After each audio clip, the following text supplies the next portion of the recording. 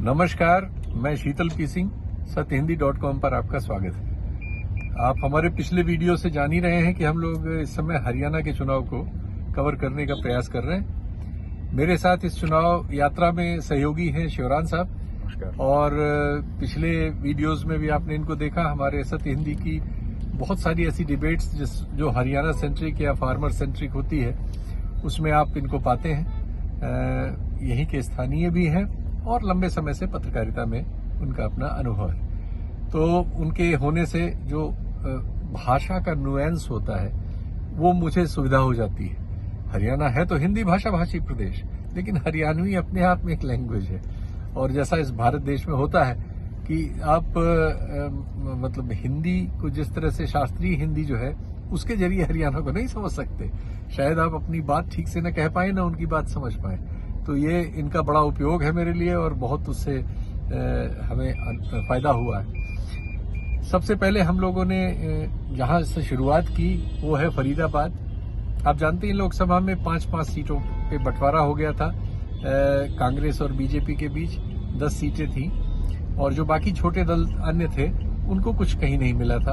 उनका मत प्रतिशत भी बहुत कम था, यहां तक कि करीब 93-94% मत इन्हीं दोनों दलों के बीच बंट गया था। कांग्रेस के साथ एक अलायंस में सीट आम आदमी पार्टी को भी गई थी, तो 9 सीट कांग्रेस ने लड़ी थी और एक अलायंस में आम आदमी पार्टी ने लड़ी थी, लेकिन आम आदमी पार्टी उस सीट को थोड़े से मार्जिन से हार गई। कांग्रेस 5 सीटें जीत गई थी। जो मत प्रतिशत है उसमें करीब 1.5% के अंतर से इंडिया गठबंधन बीजेपी से लोकसभा में आगे रहा। ये मत प्रतिशत अगर 2019 की तुलना में देखा जाए तो बीजेपी का मत प्रतिशत बहुत नीचे आया और कांग्रेस का मत प्रतिशत जो इंडिया गठबंधन के रूप में था वो बहुत आगे गया। 12% के आसपास बीजेपी का नीचे आया और ये करीब 18-20% की छलांग हुई इनके लिए। तो ये जो परिस्थिति बनी है उसमें जो 90 विधानसभा सीटें हैं, 10 लोकसभा क्षेत्रों में 9 सीट प्रत्येक के हिसाब से 90 विधानसभा सीटें हैं। उसमें 46 सीटों पर 46 यानी बहुमत से एक ज्यादा सीट पर इंडिया गठबंधन लोकसभा के अगर हम चुनाव का विश्लेषण करें और उसमें विधानसभा वार इसको देखें तो नजर आता है कि विधानसभा के उसमें भी 46 सीटों पर इंडिया गठबंधन आगे रहा, 44 सीटों पर भारतीय जनता पार्टी रही और अन्य जो थे वो कहीं किसी पर आगे नहीं रहे। तो मामला एकदम सामने आमने का है। बीजेपी और कांग्रेस आमने सामने है। आज ये खबर आ रही है कि शायद आम आदमी पार्टी से विधानसभा में भी किसी तरह का कोई तालमेल हो जाए। संजय सिंह का एक बयान आम आदमी पार्टी के नेता का आया है। राहुल गांधी ने कुछ टिप्पणी की थी, उसमें उन्होंने अफर्मेटिव अपने लिए पाया है और कुछ उसका जिक्र किया है। खैर, ये तो खबरें आप हमारे जो बुलेटिन्स हैं उसमें सुनी लेंगे, पढ़ी लेंगे। हम लोग वहां की बात करते हैं जहां हम हैं, यानी हम हरियाणा में हैं। हरियाणा में हमने जो सीटें अभी ली हैं शुरुआत करने के लिए अध्ययन के, वो हैं फरीदाबाद और गुड़गांव। दोनों दिल्ली के सीमावर्ती हैं, एनसीआर में आती हैं और इन लोकसभा सीटों पर भारतीय जनता पार्टी ने विजय प्राप्त की है। इसका एक और महत्वपूर्ण बिंदु यह है कि इन 2 सीटों पर जो सामाजिक संयोजन है वो भी कुछ बीजेपी के अनुकूल है। फरीदाबाद सीट को गुर्जर बाहुल्य कहा जाता है, हालांकि वहां जाट आबादी कम नहीं है, लेकिन इधर काफी समय से वो एक गुर्जर सीट के तौर पे जानी जा रही है और दोनों उम्मीदवार इंडिया गठबंधन के भी और भाजपा के भी गुर्जर समाज से ही आए थे। जो गुड़गांव सीट है ये बहुत लंबे समय तक यादव बेल्ट की सीट मानी जाती है। यादव समाज का भी हरियाणा में एक हिस्सा है और ये दोनों मिलकर करीब 9-10% वोट कहा जाता है सामाजिक तौर पर। हालांकि इसके कोई वैसे आंकड़े उपलब्ध नहीं है, लेकिन विभिन्न प्रेस अरेंजमेंट्स में और राजनीतिक अरेंजमेंट्स में अब यह स्वीकृत है कि 9 से 10% के बीच इन दोनों समुदायों के मत हैं हरियाणा में, और उनमें से इन दोनों सीटों में उनका घनत्व है। तो एक सीट में यादव समाज के घनत्व की बात है और यहाँ से एक परिवार है राव इंद्रजीत जी का, यही नाम है? जी बिल्कुल। और वो परिवार बड़े लंबे समय तक से यहाँ की राजनीति में, पहले वो कांग्रेस में था, आजकल 2 बार से बीजेपी में है और उसका यहाँ यादव समाज में गुड़गांव सीट पर बहुत असर है। इस बार भी वो जीते हैं, हालांकि राज बब्बर ने उनको कड़ी चुनौती दी थी। इन दोनों सीटों पर एक और बात हुई है कि इन दोनों में जो 9 विधानसभा सीटें हैं उनमें 3 विधानसभा सीटों पर कांग्रेस आगे थी 9 में से, और 6 विधानसभा सीटों पर भारतीय जनता पार्टी आगे थी। तो यहां की 18 सीटों में से करीब 12 सीटों पर चूंकि बीजेपी आगे थी, तो विधानसभा के चुनाव में बीजेपी का पूरी कोशिश रहेगी कि यहां से वो इन 12 सीटों को तो कम से कम हासिल ही करे, बल्कि कुछ और विकास कर सके। दूसरी ओर कांग्रेस का ये लक्ष्य रहेगा कि 6 सीटों पर वो आगे थी, वो इसमें कुछ विकास कर पाए और इसमें से कुछ अपने लिए ले। इसी की जांच पड़ताल के लिए हम लोग निकले। परसों हम लोग फरीदाबाद में थे, इंटीरियर इलाकों में गए थे और हम लोगों ने वहां के समाज को समझने की कोशिश की, ग्रामीण समाज में क्या इश्यूज हैं, बातचीत हुई। कल हम जाना चाहते थे वहां जहां आज जा रहे हैं, यानी गुड़गांव के इंटीरियर इलाकों में, लेकिन वहां ये है कि कल बरसात बहुत हो गई थी, तो कल ये यहाँ पानी बहुत भर जाता है और ऐसी स्थिति में गुड़गांव से आर पार होना ही बहुत मुश्किल होता है। तो ये कल हम उस यात्रा को जारी नहीं रख पाए। आज उस क्रम में हम यहाँ हैं। आज हम जब चल रहे थे तो सतपाल मलिक साहब का टाइम मिल गया, तो उनसे भी बातचीत कर ली। वो वीडियो आप जब तक ये वीडियो देखेंगे उससे पहले वो वीडियो जो कि प्रसारित हो चुका होगा उसको आप देख ही चुके होंगे। और अभय चौटाला साहब से भी मुलाकात हुई, लेकिन हम साक्षात्कार नहीं ले सके, वो कहीं जाने की जल्दी में थे, शायद भविष्य में मिले तो उनसे बात होगी। फिलहाल हम तो निकल पड़े हैं और आज हम गुड़गांव इंटीरियर में एक तरह से कहिए उस सूचना को प्राप्त करने की कोशिश करेंगे जो लोगों के मन में है, और हर चुनाव में हम लोग कोशिश करते हैं कि उस नब्ज को टटोला जाए और आप तक पहुंचाया जाए। तो शिवरान साहब का बहुत बहुत स्वागत है, हमारे कार्यक्रम में उपलब्ध है। धन्यवाद। जो मैंने थोड़ी भूमिका इन क्षेत्रों के बारे में बताई है, इसको और भिवानी को भी मिला के थोड़ा आप हमारे दर्शकों को यहाँ के बारे में सूचित करें। जी जी, जहाँ तक ये 3 लोकसभा क्षेत्रों की बात हम लोग कर रहे हैं, जी जी, इसमें एक आपने जिक्र किया कि फरीदाबाद, भिवानी और गुड़गांव। जी, फरीदाबाद मूल रूप से एक मानी जाती है सीट जो कि है गुर्जर बाहुल्य, और यहाँ पर लंबे समय से गुर्जर नेता ही लोकसभा का चुनाव जीतते रहे हैं। 3 बार से यहाँ पर जो व्यक्ति चुनाव जीत रहे हैं उनका नाम है कृष्णपाल गुर्जर, और वो तीनों दफा केंद्र में मंत्री बनने में कामयाब हुए मोदी सरकार। ठीक। और उन्होंने जिनको हराया वो भी बड़े गुर्जर नेता थे इस बार, महेंद्र प्रताप को। तो इन सीटों पर गुर्जरों का ही ज्यादा प्रभाव है जी। और इस सीट को अगर हम लोग सर अगर इसको जो पॉलिटिकल डिवीजन है स्टेट्स की उसको अगर हटा दें तो ये समझिए दिल्ली के इस तरफ और हरियाणा के इस तरफ और दिल्ली के इस तरफ अगर इस पॉलिटिकल बॉर्डर को हटा दें तो दोनों इन्हीं जातियों का असर है। जो बदरपुर बॉर्डर है वहाँ भी गुर्जर बाहुल्य है, वहाँ पर भी आपने देखा कि विधुड़ी जो सांसद हैं वो भी गुर्जर हैं, और गुड़गांव के जो आसपास के गांव दिल्ली को टच करते हैं उन इलाकों में भी यादव समाज का बहुत बाहुल्य है, वो ताकत है। तो ये, और इससे आगे जब चले जाएंगे तो वो फिर जाट बहुल्य इलाका है, वो दिल्ली के इस तरफ भी जो जिसको बाहरी दिल्ली पहले बोलते थे शाप सिंह वर्मा और फिर प्रवेश जीतते थे, अब कमलजीत सहरावत, और उसके उधर वो गुड़गांव रोहतक का इलाका पड़ता है जो। तो ये तीनों इस तरीके से डिवीजन है। अब हम लोग बात करें फरीदाबाद की, तो 3 विधानसभा सीटें पर जीतने में कामयाब हुए थे कांग्रेस पार्टी, उनको लीड मिली थी लोकसभा चुनाव, और 6 पर बीजेपी को जीत मिली थी। तो उस लिहाज से बीजेपी को बड़ी उम्मीद इस इलाके से है, एक बात। दूसरी बात, सबसे ज्यादा रीजन जो ये है कि वो जो जातियां यहाँ पर हैं, सामाजिक समीकरण जो बीजेपी के लिए बन रहे हैं वो काफी अनुकूल हैं, क्योंकि बीजेपी ओबीसी समाज की बात करती है और ओबीसी के एक व्यक्ति को उन्होंने मुख्यमंत्री बनाया। ओबीसी के ही बड़े नेता कृष्णपाल गुर्जर भी माने जाते हैं। तो बीजेपी को बड़ी उम्मीद है कि यहाँ पर उनको ज्यादा सीटें मिलेंगी जिससे वो लोग पार रिटेन कर पाएंगे, खासतौर पर फरीदाबाद क्षेत्र में। अब फरीदाबाद क्षेत्र में दूसरे हथीन सीट एक ऐसी है जिस पर हथीन और पृथला ऐसी सीट्स है जहां पर मुस्लिम समुदाय का भी अच्छा खासा प्रभाव है। यहाँ पर बीजेपी की स्थिति उतनी मजबूत नहीं है, यहाँ पर आईएनएलडी भी स्ट्रांग है, कांग्रेस तो स्ट्रांग है ही, तो उनको संभावना है कि यहाँ से वो लोग चुनाव जीतने में कामयाब हो सकते हैं। और जाट भी अच्छे खासे इन इलाकों में है। फिर एक पलवल सीट है, पलवल में भी जाट नेता यहाँ पर चुनाव जीतते रहे हैं। ये करण सिंह दलाल जो भूपेंद्र हुड्डा के रिश्तेदार भी हैं, वो भी चुनाव जीतने में यहाँ से कामयाब। पिछला चुनाव हालांकि हार गए, लेकिन वो उस इलाके के बड़े नेता हैं। ठीक। तो सामाजिक समीकरण गुर्जर बाहुल्य इसीलिए है क्योंकि गुर्जरों का संख्या ज्यादा है और उन्हीं का प्रभुत्व इस इलाके में रहा है। जी। तो बीजेपी को इसलिए इस इलाके से ज्यादा उम्मीद है और इसलिए उनको ज्यादा जोर भी इस इलाके में वो लगाते हैं। एक और बात मुझे लगती है कि ये एरिया बहुत अर्बनाइज हो गया है, इसका शहरीकरण बहुत हुआ है। बिल्कुल ठीक बात। क्योंकि दिल्ली के सटा होने के नाते, एनसीआर में होने के नाते यहाँ की जमीनों की कीमत आसमान चूमने लगी और यहाँ के किसानों को मुआवजे में बहुत मोटी मोटी रकमें मिली। उसमें से बहुत सारे लोगों ने उसका सदुपयोग किया, वो और अच्छे व्यवसायी बने। बहुत से लोगों का नुकसान भी हो गया, ज्यादातर लोग उसको पैसा खर्च कर ले गए कि गाड़ियों में, घरों में, इसमें। लेकिन एक आय का साधन बनाने में वो रहा, क्योंकि यहाँ इंडस्ट्रियलाइजेशन हुआ तो बहुत सारे मजदूर वगैरह और मध्य वर्ग के लोग रहने आए, तो किराए के मकानों का एक बहुत बड़ा जाल पैदा हुआ।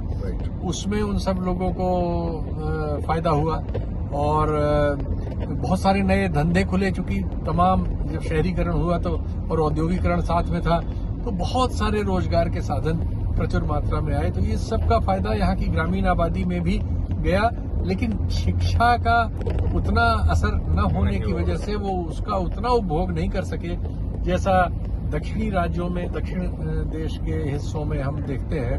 देश के दक्षिणी हिस्सों में या अन्य जगहों पर वैसा नहीं हुआ। या ग्रामीण आबादी तो हर जगह इस तरह के शहरीकरण से एक हद तक ही लाभान्वित हो पाती है।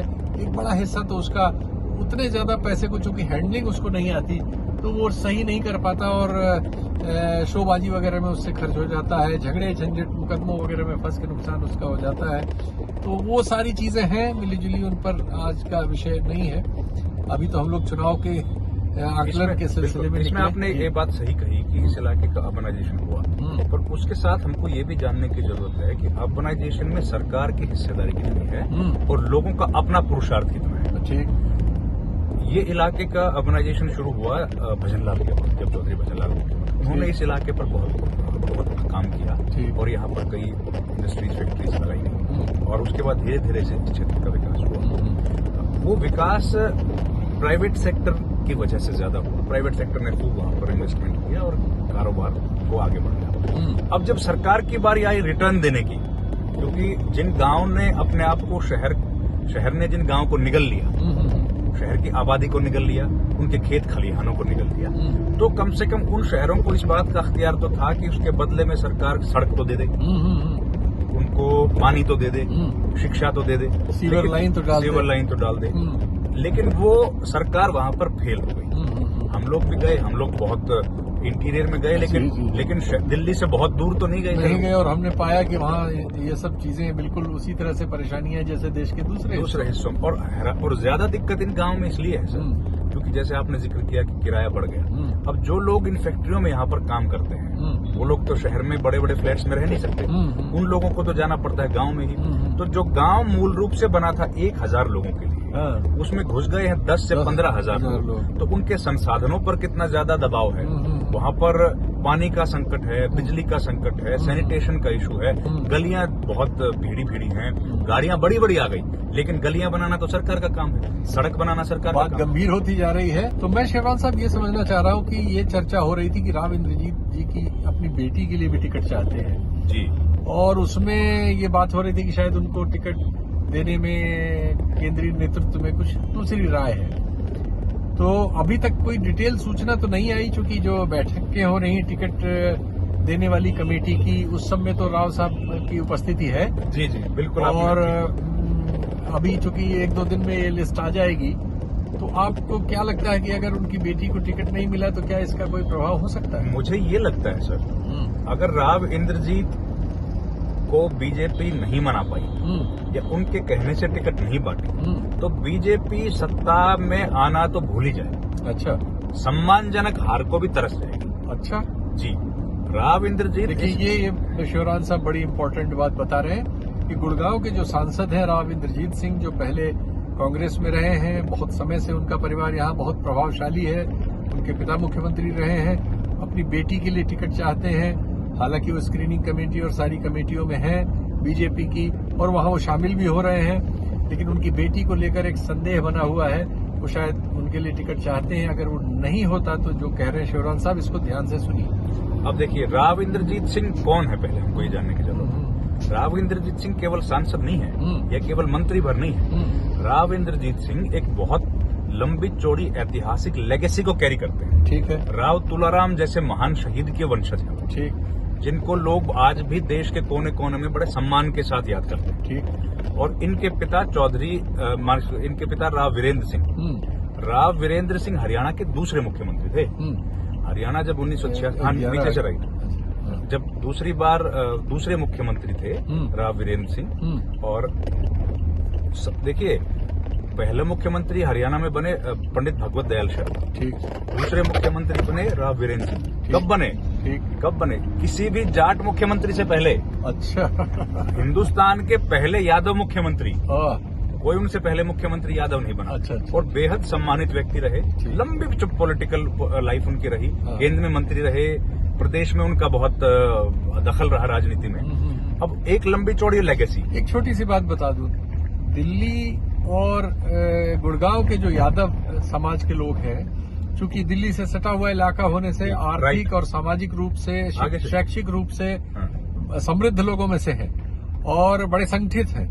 और इसके विपरीत उत्तर प्रदेश और बिहार की राजनीति में हम यादव समाज के ज्यादातर लोगों को लगातार, पहले वो कांग्रेस के विपक्ष में थे, अब बीजेपी के विपक्ष में पाते हैं।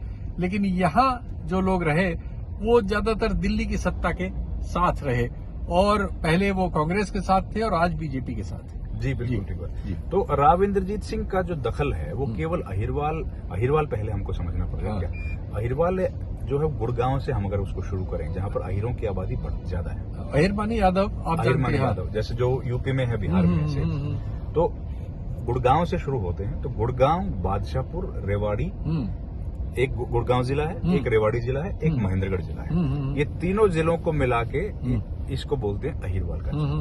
और इनमें अहिर ज्यादा संख्या में है, इसलिए इसको अहिरवाल बोलते हैं। दूसरी जाति, सामाजिक डोमिनेंस उनका है, क्योंकि हमारे समाज में जो अभी सामंती ढांचा विद्यमान है, जातियां पूरी तरह से विद्यमान है। दिल्ली के इलीट इलाकों में ये डायलॉग मारा जा सकता है, लेकिन दिल्ली में ही और दिल्ली छोड़ते ही जाति की सच्चाई आपके सामने डांस करती हुई मिलती है, साफ दिखती है। सर, आप किसी का घर भी पूछेंगे तो वो पहले पूछेगा कौन से वाला है। हाँ, जाति से पूछेंगे, नाम जाति की पहचान आपसे पहले ही पूछेंगे और बताएंगे भी अपनी पहले। तो ठीक। तो इसलिए गुड़गांव में या अहिरवाल में राव इंद्रजीत सिंह जो है वो बड़े नेता हैं। और उनके घर का जो नाम है रामपुरा हाउस बोलते हैं। ठीक। तो रामपुरा हाउस का एक अपना प्रभुत्व है। इंदिरा गांधी जैसे बड़े नेता भी यहाँ पर आते रहे हैं, और इसलिए यहाँ के लोगों का एक एसोसिएशन उनके साथ है। जी।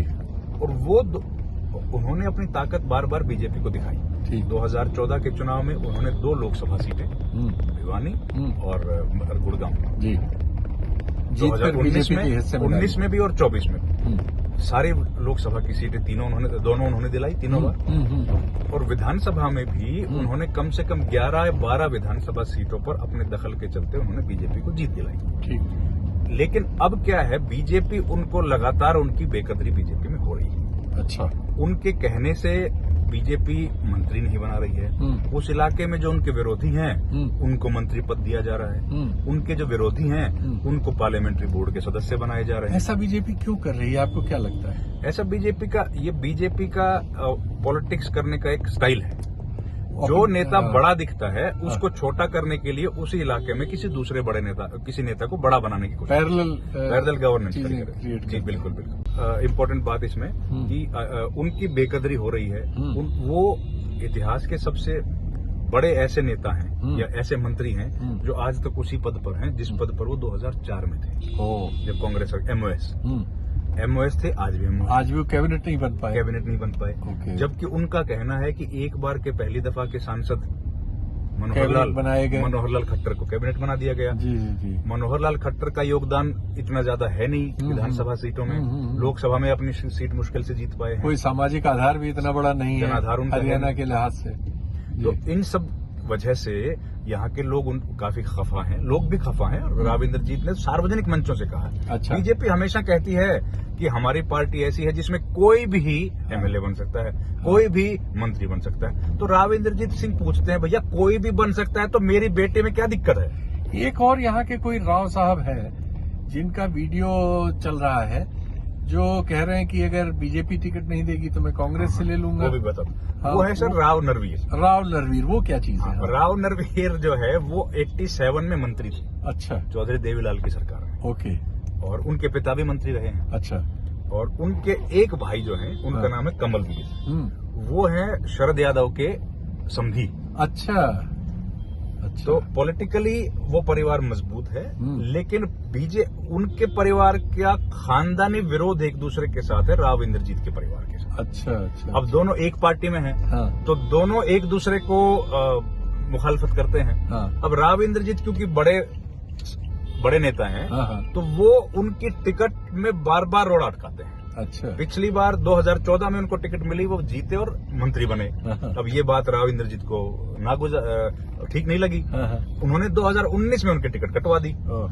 अब माहौल बना था कि बीजेपी की टिकट शायद इस बार मिल जाए, हाँ। तो 5 साल इंतजार करते रहे। हाँ। लेकिन अब आ गया है कि उनको टिकट नहीं मिलेगी, हाँ। तो वो कह रहे हैं कि हम तो कांग्रेस से लड़ जाएंगे, बीजेपी की जरूरत नहीं।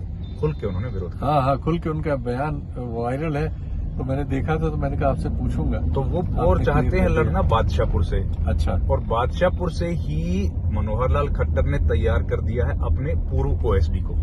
अच्छा, वो जो Jawahar Yadav, yes yes yes. तो उनको तैयार कर दिया तो है। उनको शायद टिकट मिलेगा। हाँ, उनको मिलने की उम्मीद है। तो इनका तो टिकट इनका कटने की टिकट कट उम्मीद है। जाएगा। और इनकी टिकट कटाने के लिए तो राव इंद्रजीत सिंह जोर लगा ही रहे हैं। अच्छा, राव इंद्रजीत सिंह भी चाहते हैं इनको न मिले। हाँ, वो तो इनके विरोधी है। अच्छा। अच्छा। क्योंकि तो खानदानी आपस में- अदावत है। हाँ, आपस में जो क्लान वाइज। तो इस वजह से ये इनका ये मसला है, इसलिए ये लगातार विरोध कर रहे हैं।